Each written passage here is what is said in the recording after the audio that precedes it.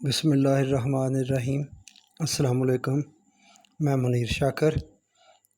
Channel کو اگر subscribe نہیں کیا تو پلیز کر لیں، بیل کا بٹن دبا لیں، لائک کر لیں۔ سورہ آل عمران میں ہے کہ جو جرائم یہ لوگ اس وقت کر رہے ہیں ہم انہیں ایک ایک کر کے لکھتے چلے جا رہے ہیں۔ جب یہ سفر زندگی میں آگے بڑھیں گے تو ان کے نتائج ان کے سامنے آ جائیں گے۔ اس وقت ان سے کہا جائے گا ذالکا بما قدمت ایدیکم، یہ آل عمران کی 182 نمبر آیت ہے۔ یہ نتائج یا مصائب کہیں خارج سے نہیں ٹپک پڑے، یہ وہی ہیں جنہیں تم نے پہلے سے بھیج رکھا تھا۔ یہ آگے آگے آئے ہیں، تم ان کے پیچھے پیچھے آئے ہو۔ دوسری جگہ انہیں ما اسلافت کہہ کر پکارا ہے، یہ یونس کی 30 نمبر آیت ہے، یعنی جو راستے سے تم سے پہلے گزر چکے ہیں۔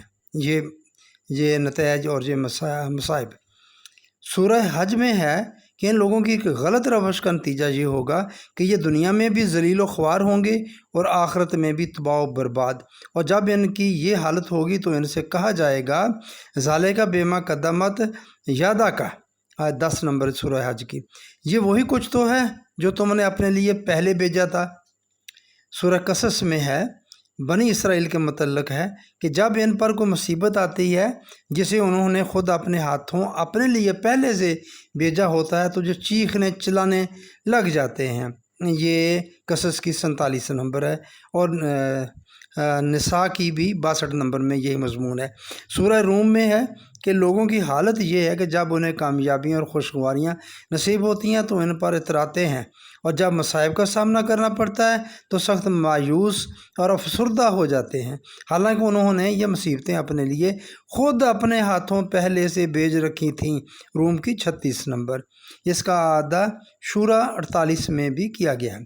سورہ فجر میں ہے کہ جب انسان اس تباہی کو اپنے سامنے دیکھے گا جو مرگ آفرین ہوگی تو بصد حسرت و یاس پکارے گا کہ یا لیتانی قدمت لے حیاتی، یہ فجر کی 24 نمبر، اے کاش میں نے اپنی زندگی کے لیے پہلے سے کچھ بھیج رکھا ہوتا۔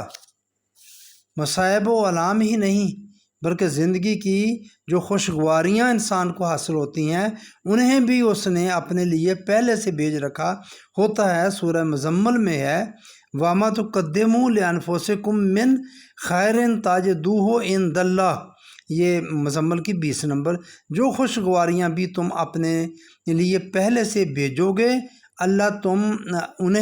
تم اللہ کے ہاں موجود پاؤ گے۔ قرآن کریم کی روح سے انسان پر جو مصیبت بھی آتی ہے وہ اس کے اپنے انفرادی یا اجتماعی اعمال کا نتیجہ ہوتی ہے۔ سورہ بقرہ میں بنی اسرائیل کی تباہی کے سلسلہ میں کہا گیا ہے ویل لہم مما یکسبون، یہ بقرہ کی 79، ان کی تباہی ان کے اپنے اعمال کا نتیجہ تھی، وہ ہلاک اس لیے ہوئے کہ وہ ظالم اور فاسق تھے، یہ 59 نمبر بقرہ کی۔